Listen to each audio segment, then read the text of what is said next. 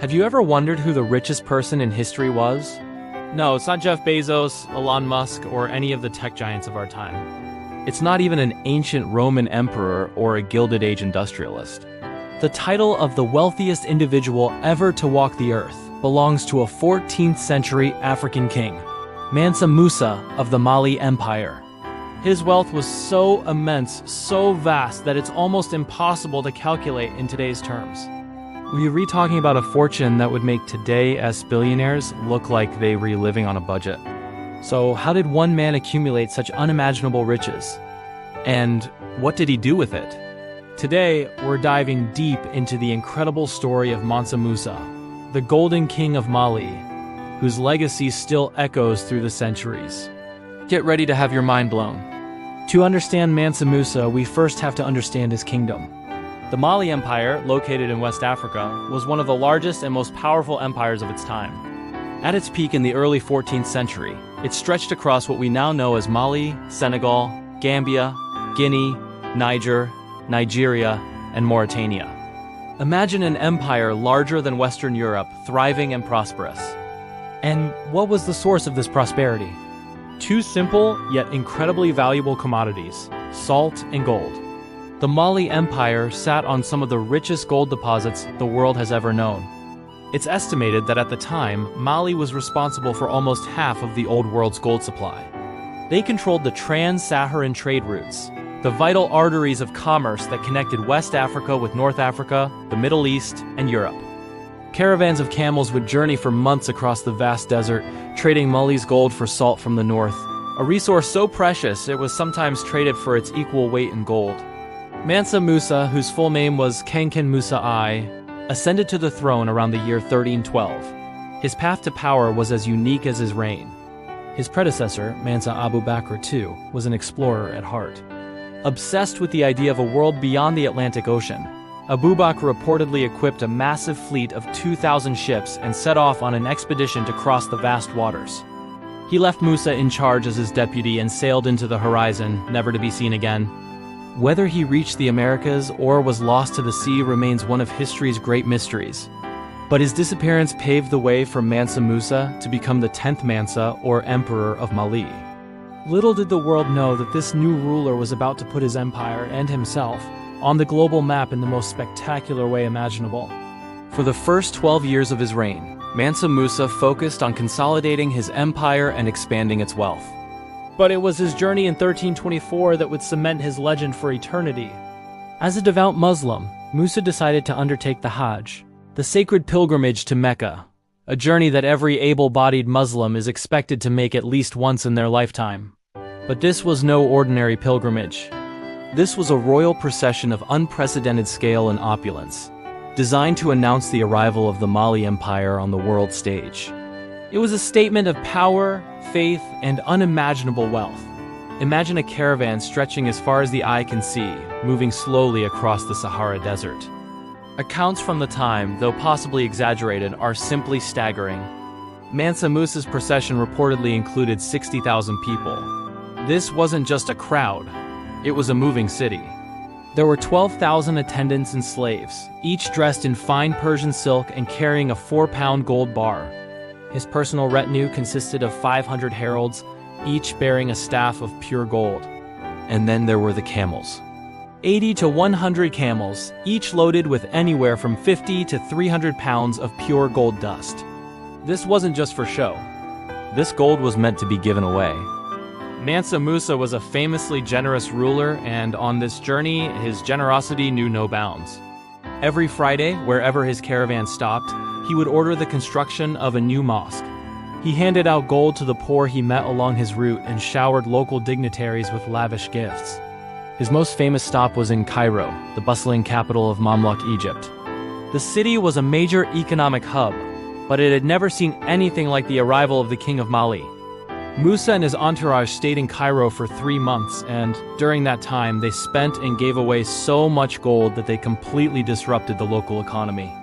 The sheer volume of gold he pumped into the market caused the value of gold to plummet, leading to a period of massive inflation that, according to some reports, took the city over a decade to recover from.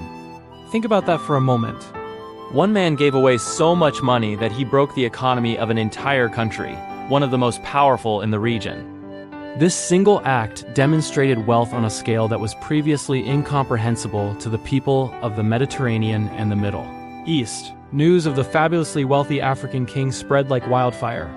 For the first time, the Mali Empire and its emperor appeared on European maps. A famous depiction from the 1375 Catalan Atlas shows a crowned black monarch sitting on a golden throne in the heart of West Africa, holding a massive gold nugget in one hand and a golden scepter in the other. The caption reads, "This black lord is called Musa Mali, Lord of the Blacks of Guinea. So abundant is the gold which is found in his country that he is the richest and most noble king in all the land." His pilgrimage had succeeded. Mansa Musa had not only fulfilled his religious duty but had also put Mali on the map, forever changing the European perception of West Africa from a mysterious unknown land to a place of legendary wealth and sophistication. But Mansa Musa was more than just a man with a lot of gold. He was a visionary leader who used his immense wealth to usher in a golden age for his empire. When he returned from Mecca, he didn't just bring back souvenirs. He brought back scholars, architects, and books. He was determined to transform his kingdom into a center of Islamic learning and culture that could rival any in the world. He launched an ambitious building program across his empire, commissioning grand mosques and madrasas or Islamic schools in cities like Timbuktu and Gao. One of his most enduring projects is the legendary Djinguerbir Mosque in Timbuktu. He commissioned an Andalusian architect he met on his Hajj, Abu Ishaq al-Sahili, to design it.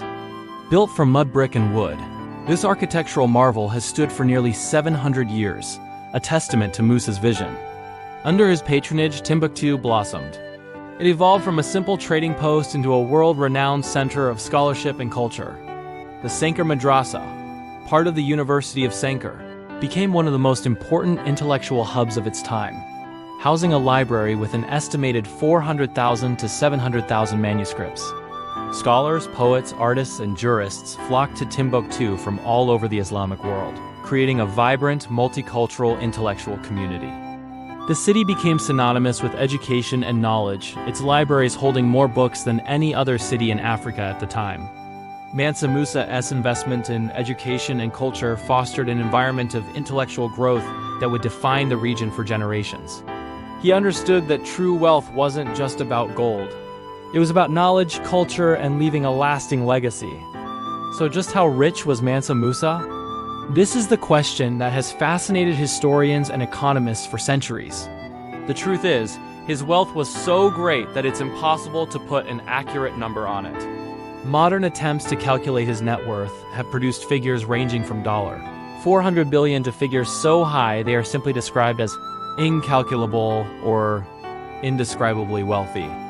Think of it this way. His fortune was derived from a near monopoly on gold and salt, two of the most valuable resources of the medieval world.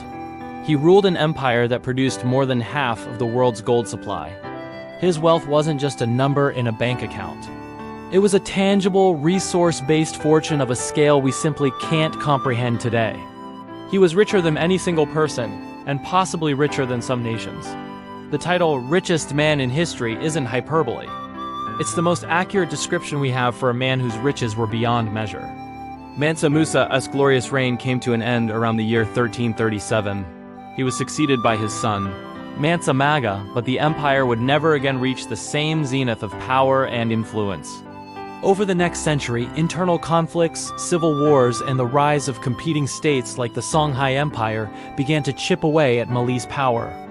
Shifting trade routes also played a role, as European explorers began to find maritime routes to the West African coast, bypassing the old trans-Saharan caravans that had been the source of Mali's wealth. The empire gradually declined, but Mansa Musa's legacy endured. He is remembered not just for his staggering wealth, but for his faith, his generosity, and his transformative impact on West Africa. He turned his empire into a beacon of knowledge and culture, and his legendary Hajj ensured that the name of Mali would be remembered in the annals of world history. His story is a powerful reminder of the great and prosperous civilizations that flourished in Africa long before European colonization, a history rich with kings, scholars, and golden empires. Thank you so much for joining us on this journey back in time to the court of the Golden King. If you found this story as fascinating as we did, Please hit that like button and subscribe to our channel for more deep dives into history's most incredible stories. Don't forget to ring the notification bell so you never miss an upload. What historical figure should we cover next? Let us know in the comments below. Until next time, stay curious.